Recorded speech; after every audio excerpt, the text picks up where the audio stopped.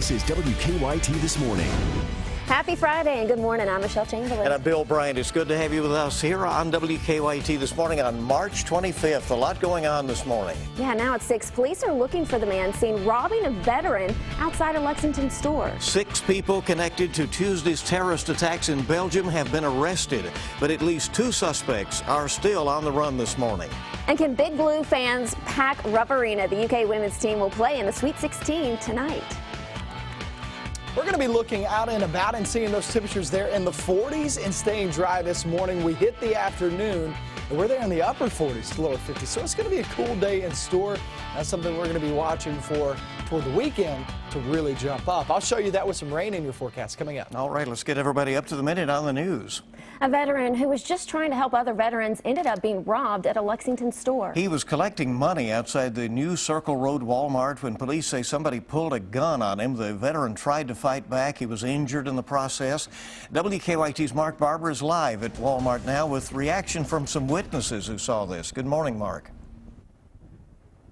Good morning, Bill. Witnesses are saying that this veteran tried to stop the robber from stealing that donation jar, but when he tried to keep him from running off with it, he was dragged, and then the robber put a gun to his head. The veteran's daughter was here, and she watched in horror as she watched this robber attack her father. She says it just does not get any worse than what happened here yesterday afternoon. We're told that the veteran was here volunteering his time trying to raise donations for a veterans outreach program that was going to donate the money raised here yesterday to veterans in need. That's when a robber in a truck pulled up to the curb outside the Walmart and decided he would help himself to the donation jar. The donation bucket was bolted down to the table, so he ended up dragging the table along with the veteran, trying to pry the jar free. When the veteran would not let go, that robber pulled a gun on him. Once the veteran backed off, the robber threw the table into his red extended pickup truck and drove off. The veteran was hurt and he was taken to UK hospital. He has been there through the night, but he is expected to recover.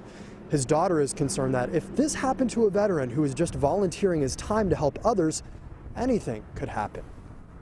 Girl Scouts sell cookies up there. Are we going to start robbing the Girl Scouts next?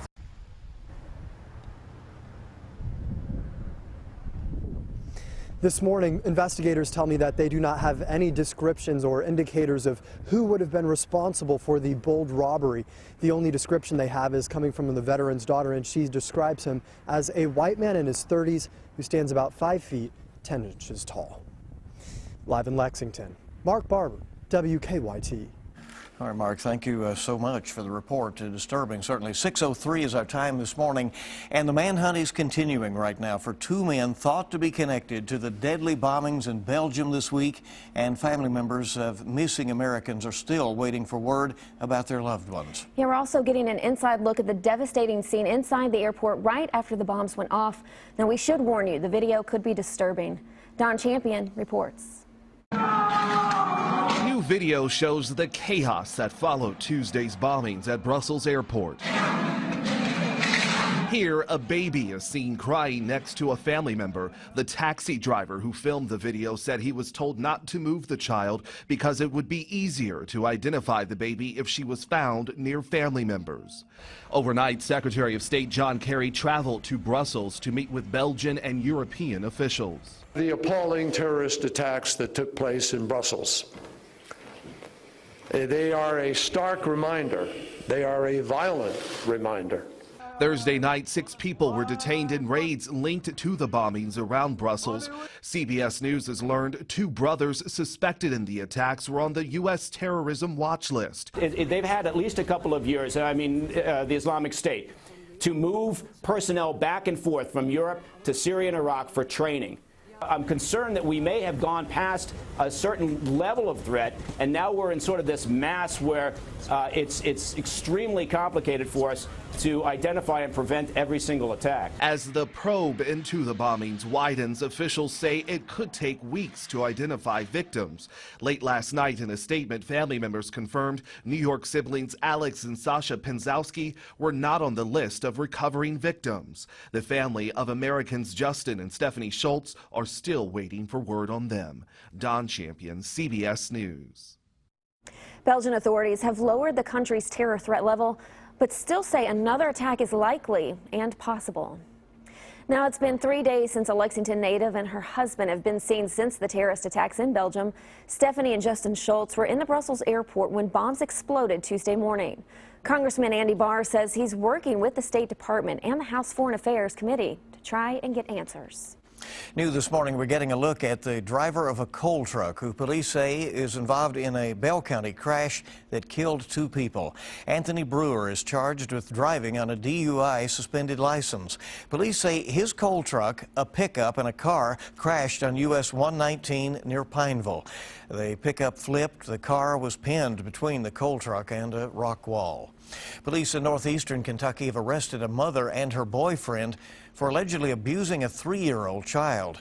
The Boone County Sheriff's Office has charged Tiffany Herbers and James Anderson with criminal abuse.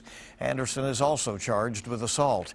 Deputies say Herbers' son had severe bruising on much of his body and a busted lip. They think the abuse occurred over a 4-day period. Well, it is a big time for the Big Blue Nation, no doubt about that. It's the UK women. You know, they're taking on Washington tonight in the NCAA tournament. It's right here in town. Yeah, and you could say it's a home game for the Cats. The Sweet 16 matchup is at Rupp Arena tonight. WKYT's Mike Byer is there live with all the details on how you can help pack the house. Good morning there, Mike. That's right, guys. Rupp Arena is sure to be rocking tonight when the Lady Wildcats take on the 7th-seeded Washington Huskies in the Sweet 16. Now, game time is set for 7 p.m., and there are still plenty of tickets available. Tickets can be purchased through the Rupp Arena box office or at ncaa.com/WBB tickets. Now, tickets start at $30, and they're also $54 for the entire session. Wildcat, the official mascot of UK Athletics, has been going around the city this week giving away free tickets, which were purchased by head coach Matthew Mitchell. The tickets are lower-level seats for tonight's session featuring the Wildcats and Huskies before top-seeded Notre Dame squares off against Stanford. To see where Wildcat will be giving away free tickets next, make sure you follow both the Wildcat and Coach Mitchell's Twitter pages. Now, UK students receive free admission into sessions that Kentucky plays in. They just need to bring their student ID to the Rupp Arena will call located at the High Street entrance beginning at 6 p.m. Now, if the women win tonight's Sweet 16 matchup, they'll have a date against either Notre Dame or Stanford on Sunday at 1 in the Elite Eight, and this, with a trip to the Final Four on the line. Now, how sweet is that, guys? Live in Lexington, Mike Byer, WKYT. Now, your zone-by-zone forecast with meteorologist Micah Harris. Don't have much going on in the forecast for today. It is much cooler. That front moves through, and once the front moves through, then we're talking about pleasant conditions in terms of not seeing anything fall out of the sky. So it's cooler, but it's drier. 42 degrees there in Lexington. When I walked in this morning, we were at 46. It's dropping as we go through the morning hours, and that cooler air is rushing on in.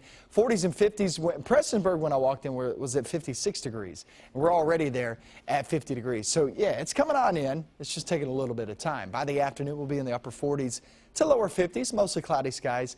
Remember, we stay dry today. Going off toward the evening, no problems if you're heading out to dinner or have any plans. Tomorrow morning, starting off in the 30s, but boy, does it warm rapidly. We get into the afternoon, and we're talking about temperatures in the mid-60s. It'll be a really nice day on Saturday. So much cooler today, upper 40s, lower 50s, but we stay dry, milder air as we swing back towards Saturday and Sunday. And most of your Easter weekend, most of it is going to be dry. If you're wanting 100% guaranteed staying dry so you can make some of those outdoor plans, some of those Easter egg hunts, Saturday will be your day, and it even feels good on Saturday. Sunday, a little bit of an issue as we travel off into the afternoon, off into the evening hours. Sunrise service, you'll be right around 50 degrees. It's all dry there during the morning hours, no problems. Even toward noontime, I don't see much of an issue there, heading out to lunch or having people over for lunch. Easter egg hunts will need to be before 3 to 4 p.m. because once you get later on in the afternoon, the later you get into the afternoon, the better likelihood of that rain moving on in. It's mainly dry, but I would say about 4 to about 7 p.m. is when that rain starts to move on in, and that's what we're going to be watching for. Is it going to stay around that time? Is it going to increase in time? we'll have to see as we go through the next 48 hours. But all in all, it's a really good looking weekend. I'm liking this forecast. Yeah, it's really not bad. So how many egg hunts are you expecting to have with your little one? 15, 20. I'm going to bet about 8 with my little girls. Outside. Yeah. That's the way it goes, man. Hopefully most of them outside, though. Yeah, absolutely. So each morning we bring you weather and traffic together. Here's Officer Don with a look at what's happening on the roads. Good morning there. Hey, good morning. No wrecks. Of course, they're working on Todd's Road in a construction area, so you want to be extra careful there this morning. The circle itself looks pretty good all around the city on the inner and outer loops. Let's get a look outside, and we'll show you what's happening in real time as we check out traffic flow on Nicholasville Road, Tates Creek, and even Winchester Road. US 60 turns out just fine. Drive times were okay from Nicholasville this morning. It's a short ride across the Fayette-Jessamine County line with no problems from Frankfurt's 26 minutes. Paris, average speed, and we're doing about 53 and dealing with about 18 minutes. Now back to you in the studio. Okay, thank you so much, Don. And Officer Don and Deanne are out there at 98.1 The Bull. You can listen as you ride in this morning. A funny duo indeed. They are. Hey, it's good to have you along with us this morning. 6:11 on your Friday on WKYT. A lot more news on the way. Dramatic video shows the moment a propane tanker exploded in Minnesota after being hit by a train. We'll show you that, and also we have an important consumer alert this morning for parents why Gerber is recalling certain products. That and more coming up on WKYT this morning. It's 6:14. Welcome back to WKYT this morning. U.S. Secretary of State John Kerry has arrived in Brussels for counterterrorism talks with EU and Belgian officials and to pay his respects to the victims of this week's attacks. A tough week it has been. Certainly Belgium's parliament is meeting today to discuss toughening counterterrorism measures. The session comes amid revelations that authorities missed repeated signs of a pending attack. Some of the Brussels attackers were known to French and Belgian law enforcement, and yet they were still able to hide in safe houses, assemble bombs, and carry out linked attacks. On the campaign trail, Donald Trump and Ted Cruz are continuing to exchange tough jabs over their wives. The Texas senator is warning Trump to leave his wife alone after the GOP frontrunner retweeted an image of her next to a picture of his own wife.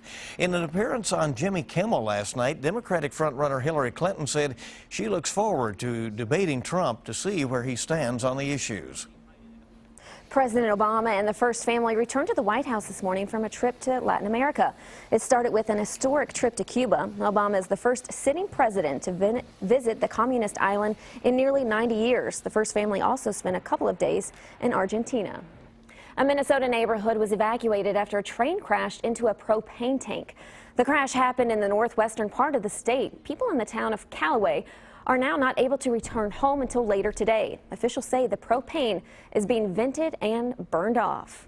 Comedian Gary Shandling has died at the age of 66. Doctors think he had a heart attack. The star of The Larry Sanders Show got his start in entertainment as a writer for Sanford & Son. By the late 70s, he was a successful stand-up comedian and a regular on late-night talk shows. Certainly, he's going to be missed and an iconic figure on TV. 6:16 is the time on WKYT this morning. An important consumer alert for parents. Gerber is recalling organic pouch products because of a packaging defect that allows them to spoil during transport. The recalled products include Gerber Organic Second Foods pouches, pears, carrots, and peas, as well as Gerber Organic Second Food pouches of carrots, apples, and mangoes. Both products were sold at stores nationwide with best buy dates of July 2016. Air travel in the United States is at an all-time high. That's according to the Department of Transportation this morning. Reported airlines carried almost 900 million passengers, both domestically and internationally last year. That's 5% higher than the previous year. American Airlines carried the most passengers, and Atlanta's Hartsfield-Jackson International was the busiest airport. The Toyota Corolla is turning 50 years old, and to celebrate, the car maker has unveiled a new and redesigned special edition model with new safety features, including automatic emergency braking. 43 million Corollas have been sold since 1966. So an iconic, another thing that you've seen a lot of through the years, those Corollas out on the roads, right? I have a Corolla myself, and I love it. All Indeed. right, good. WKYT this morning is just getting started. A man leaves an LA restaurant without his 30-foot python. Why he left the snake behind in 6 minutes. And we're going to be looking at much cooler conditions today, but The next couple of days, yeah, we really ramp some things up temperature-wise, but that will bring in some rain for parts of your weekend. I'll show you what part coming up next. Hey, good morning to you. Welcome back into WKYT this morning. Glad you're with us. It is your Friday, 6:21 now.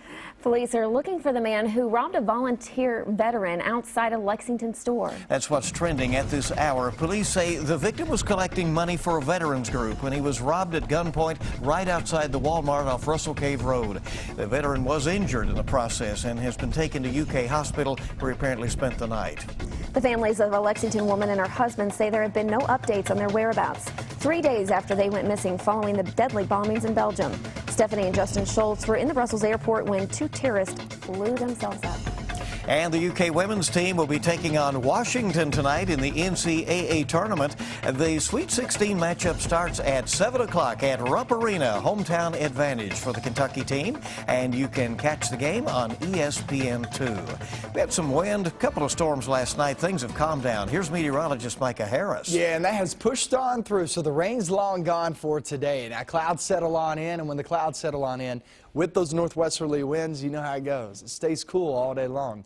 And that's where we'll be. Upper 40s, lower 50s later on today. Temperatures are not really going to rise that much more from where we're seeing right now. 45 degrees right now in Richmond, 42 in Lexington. We have some 40s and 50s back toward the east-southeast because the coolest air has not made its way there just yet. Frankfort, more than likely, will finish off right around 38, 39 degrees before the sun does rise. But by the afternoon, guys, you can see 48. Into the lower 50s down toward the south. It's not going to be the best day, but what we're really focusing in on is the weekend. How are we going to look there for Easter Day? Will we have rain? I'm going to have that coming up in just a few short minutes. Okay, we'll see you in just a little bit with that. Thank you, Micah. Tonight's the night the Rolling Stones play their historic concert in Cuba. Mick Jagger, with all those moves on stage, Keith Richards and company, arrived last night. With the free concert, the legendary band becomes the first major international rock group to perform on the communist island. Well, a Wisconsin man with a highly unusual name has been arrested again, and this time he's accused of assaulting a college officer and a deputy in Washington State. Now, you get to say his name. Oh, thank you. Yeah. Bizao Dudu Zo Pity Bop legally changed his name. I missed a bop there. You got he it. legally Bop, changed bop, his bop. name in 2011. Now he's accused of grabbing an officer's gun, biting the officer's finger, and trying to stab the officer with a pin. Zo Pity Bop later had to be tased. His arrest for drug possession in 2012 brought national attention to that crazy name. You have to say it. Oh, well, Bezo Doo Zo Bippity Pop Bop Bop Bop Bop Bop Pop Pop Pop Pop. You know. Reminds me of that song. Oh, bitty pop, Yeah, pop, pop. I know. It did me too. But Anyway, we've all seen some cold-blooded tips at restaurants, but this one, pretty ridiculous, it right? really is. This angry customer at an L.A. area restaurant showed his dissatisfaction by dropping a 13-foot python right in the middle of a sushi restaurant before then suddenly storming out. Understandably, other patrons freaked out. The man was eventually arrested. It turns out he is an exotic animals collector and is in the business, and that's the reason he had it around. But, you know, that's no way to say you didn't enjoy your meal, right? Yeah, well, maybe he thought it was a tip. Yeah. Of some sort. I don't think so. Dropping a snake in a restaurant. What about that? All right, good to have you along at WKYT on your Friday morning. When WKYT This Morning returns, will a new Lexington stockyards be built at a controversial site? Find out what's happening today that could help officials make that decision. All of our top stories are coming right up, and tonight's Mega Millions jackpot is $35 million. Tomorrow night's Powerball jackpot, $101 million. Kentucky mornings start right here on WKYT.